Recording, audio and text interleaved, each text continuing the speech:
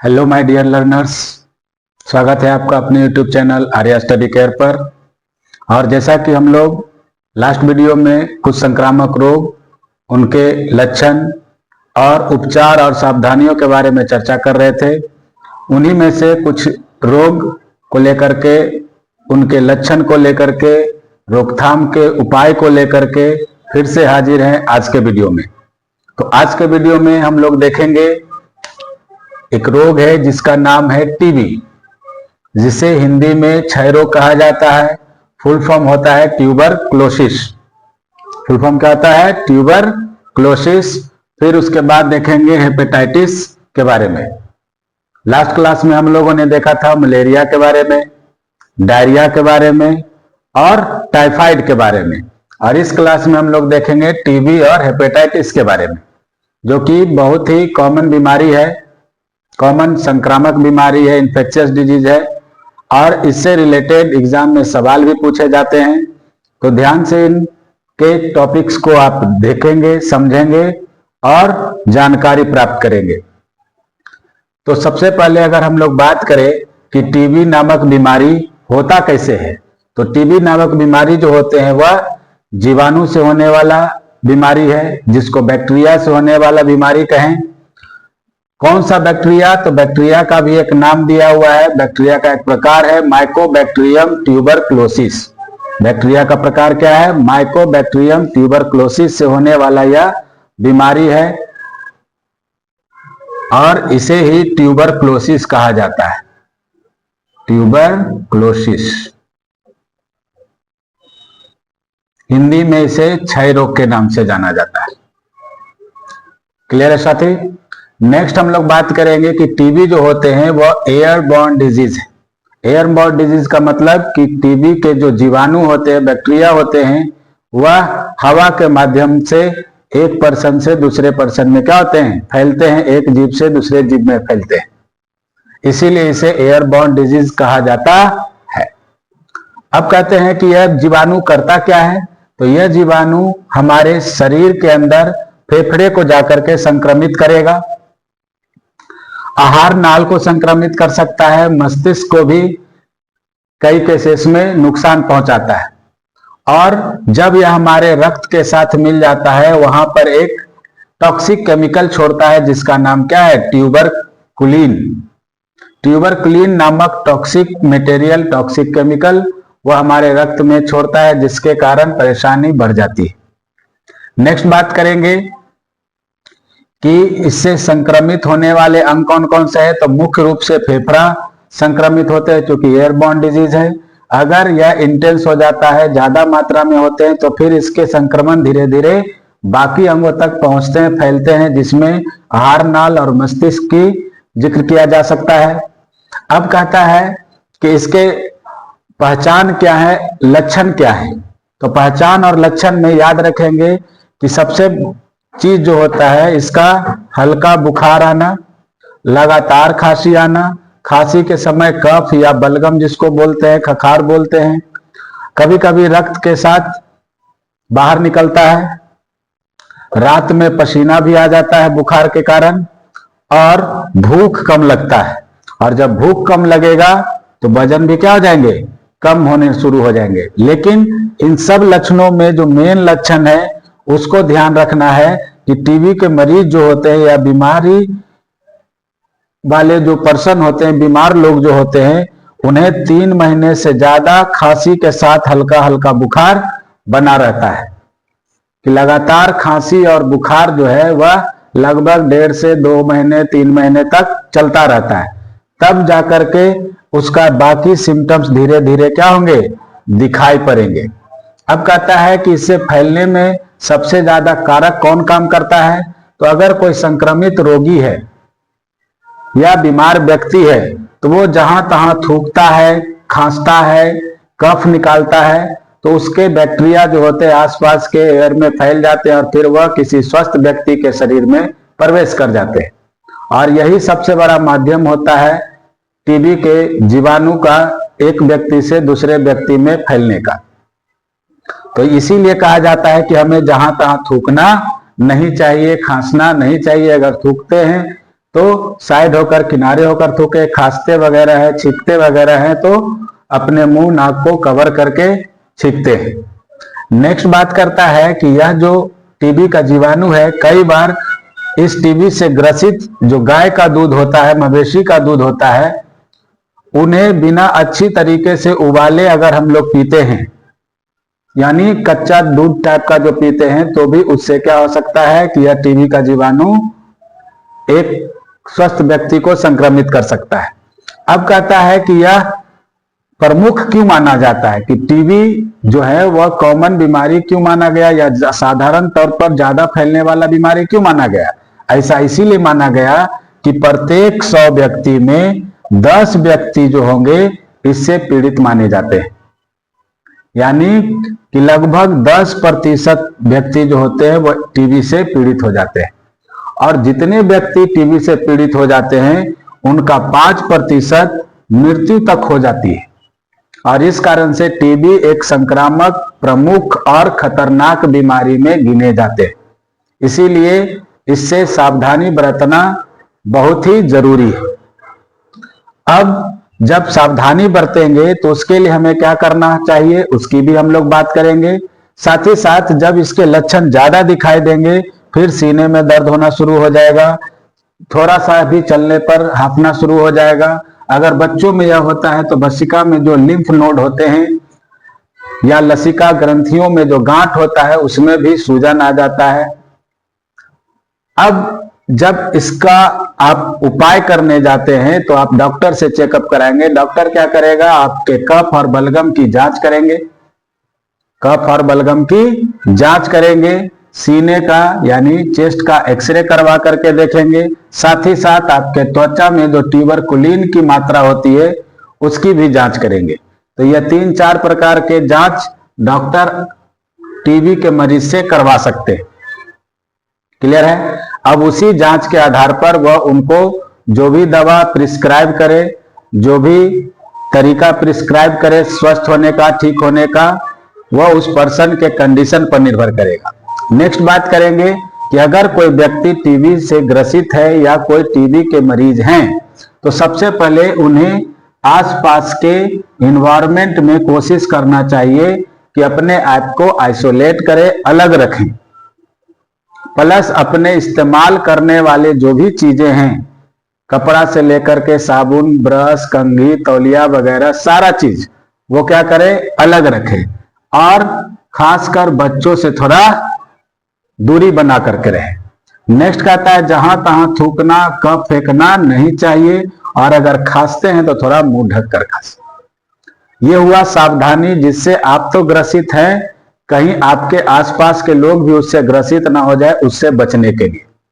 Next कहता है कि डॉक्टर क्या करते हैं, इसका इलाज करने के लिए एंटीबायोटिक्स वगैरह रोगी को खिलाया जाता है, लेकिन ऐसा नहीं कि आज 2-3 एंटीबायोटिक दिए जाकर के ठीक हो जाएंगे। इसके लिए एक निश्चित मात्रा का कोर्स करना पड़ता है। उस निश्चित मात्रा के कोर्स कराने के लिए एक योजना तैयार किया गया। उस योजना का नाम रखा गया डॉट्स। क्या नाम रखा गया, डॉट्स, DOTS।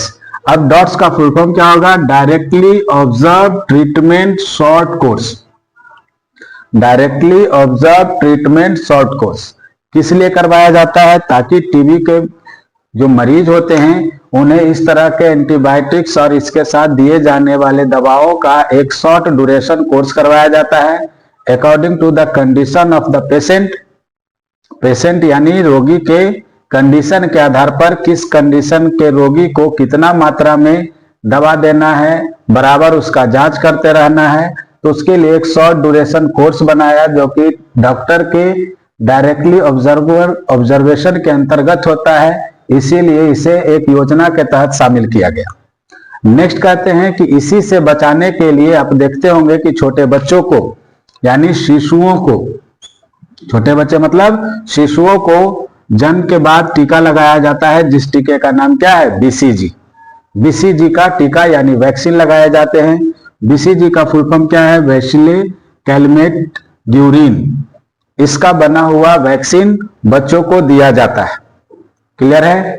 अब यह पूरे विश्व में एक खतरनाक बीमारी के तौर पर जाना जाता है, प्रमुख संक्रमित बीमारी के तौर पर जाना जाता है। तो इसके लिए जागरूकता फैलाने की बहुत सारी योजनाएं बनाई गई और लोगों को जागरूक किया गया। इसी जागरूकता को फैलाने के क्रम में 24 मार्च 24 मार्च को वर्ल्ड टीबी डे मनाया जाता है। कब मनाया जाता है? 24 मार्च को वर्ल्ड टीबी डे, विश्व क्षय रोग दिवस मनाए जाते हैं। अब कहा जाता है कि यह मनाने के साथ साथ इसके लिए एक स्लोगन दिया गया, यानी नारा दिया गया। क्या नारा दिया गया? कि आप टीबी को जानिएगा तो टीबी से बच सकते हैं।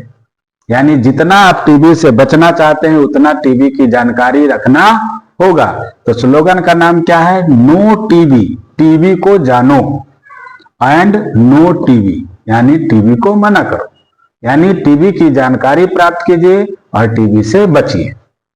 यह इसका मेन तरीका है टीबी से बचने का, कि आप टीबी के बारे में क्या करेंगे? जानकारी प्राप्त करेंगे कि टीबी नामक बीमारी से कैसे बचा जाता है। आई होप कि लगभग सारे टॉपिक को हम लोगों ने कवर किया।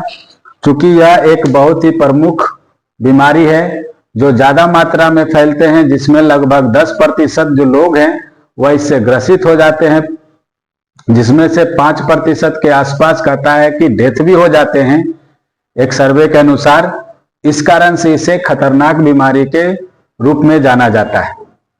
नेक्स्ट आते हैं, जो हमारा अगला बीमारी का नाम है उसे कहा जाता है हेपेटाइटिस। और ये जो हेपेटाइटिस होते हैं वह कई वेरिएंट में होते हैं। कई वेरिएंट में होने का मतलब कि हेपेटाइटिस जो होते हैं वह विषाणु जनित रोग है, यानी विषाणु से, वायरस से होने वाला रोग है। और चूंकि यह कई प्रकार के होते हैं, उसी प्रकार के आधार पर वायरस का भी क्या है? हेपेटाइटिस विषाणु के कई सारे वेरिएंट हैं, प्रकार हैं, जिसे A to G तक का नाम दिया जाता है। जिसमें आप कॉमन सुनते होंगे कि हेपेटाइटिस A है, हेपेटाइटिस B है, इसी तरीके से C, D, E, F, G तक इस तरह के विषाणु हेपेटाइटिस फैलाते हैं। क्लियर है? अब बात करेंगे कि हेपेटाइटिस जब किसी को होता है तो जनरली क्या होता है? उसके लीवर पर असर पड़ता है। किस पर असर पड़ता है? लीवर पर, जिसको बोलते हैं यकृत इनलार्ज हो जाते हैं, बड़े हो जाते हैं। और मेन लक्षण में अगर बात करें तो किसी को भी अगर हेपेटाइटिस हो रहा है, हेपेटाइटिस का लक्षण दिखेगा, उसके पहले उसे जॉन्डिस का लक्षण दिखता है। क्या चीज का लक्षण दिखता है?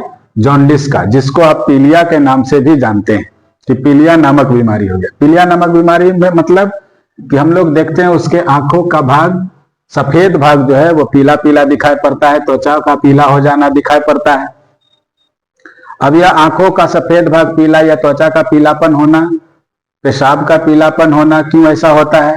ऐसा इसी कारण से होता है क्योंकि उनके शरीर में एक केमिकल जिसका नाम है बिलीरुबिन, उसके कारण उसका कलर क्या हो जाता है? हल्का पीलापन आ जाते हैं। लक्षण में हम लोग क्या कहेंगे कि सिर दर्द होगा, हल्का बुखार आते हैं, गहरे रंग का मूत्र होता है। गहरे रंग का मूत्र का मतलब, गहरे रंग का मूत्र का मतलब होता है कि जो पेशाब होते हैं वो सफेद होना चाहिए, तो लेकिन वह हल्का पीले रंग का होगा, थोड़ा गहरे पीले रंग का भी हो सकता है, according to the condition of the patient. ये सब उसके पहचान है। अब हम लोग बात करें कि यह फैलता कैसे है, तो फैलने का मेन कारण क्या है? संक्रमित भोजन एवं जल, जो हेपेटाइटिस ए के प्रमुख लक्षण माने जाते हैं। हेपेटाइटिस ए के प्रमुख लक्षण माने जाते हैं। उसमें एक और है हेपेटाइटिस बी, जिसमें संक्रमित रक्त और लार से यह फैलता है। अब संक्रमित रक्त का मतलब क्या हुआ? संक्रमित रक्त का मतलब हुआ इन्फेक्टेड ब्लड, जो किसी इन्फेक्टेड पर्सन से अगर किसी स्वस्थ व्यक्ति के शरीर में चढ़ाया जाता है, दिया जाता है, या इन्फेक्शन हो जाता है। अब इसके माध्यम अलग अलग प्रकार के हो सकते हैं। कई बार खून की कमी के कारण खून चढ़ा दिया जाता है, कई बार एक इंजेक्शन से व्यक्ति को दिया गया, अगर वो इंजेक्शन इन्फेक्टेड व्यक्ति पर इस्तेमाल किया गया होगा और उसी इंजेक्शन से किसी स्वस्थ व्यक्ति को दे दिया गया, उससे भी हो सकता है। तो इस तरीके से संक्रमित रक्त के माध्यम से एक जगह से दूसरे जगह फैलता है। प्लस अगर ज्यादा मात्रा में इसका लक्षण दिखाई पड़ता है तो उस रोगी को, उस पेशेंट को चक्कर भी आ सकते हैं। अब इसके लिए हम लोग उपाय क्या करते हैं या बचाव क्या करेंगे, तो इसके लिए डॉक्टर्स जो होते हैं जनरली हाई कार्बोहाइड्रेट युक्त भोजन का सलाह देते हैं कि वैसा भोजन आप खाइए जिसमें कार्बोहाइड्रेट की मात्रा ज्यादा हो। साथ ही साथ बाकी जो आप देखते हैं फैट, प्रोटीन, इन सब की मात्रा आपके भोजन में कम होना चाहिए, या कहें कि कुछ समय के लिए इसे त्याग ही देना चाहिए, छोड़ ही देना चाहिए। साथ ही साथ प्रमुखता से यानी मेन रूप से जो आपको काम करना है वो मसालेदार और जो ऑयली चीज होते हैं उनसे दूरी बना लेना चाहिए। यानी कि तेल और मसालेदार चीजों से क्या करना है, दूरी बनाना है। नेक्स्ट, ऐसे व्यक्ति को ज्यादा आराम करने की भी सलाह दी जाती है ताकि वह अपने आप के कंडीशन को तेजी से रिकवर कर सके। अब कहता है इसके लिए इंटरफेरोन नामक इंजेक्शन भी डॉक्टर प्रिस्क्राइब करते हैं देने के लिए, जो बिना डॉक्टर के आप इस चीज के जानकारी जुटाए ये इंजेक्शन इस्तेमाल नहीं करेंगे।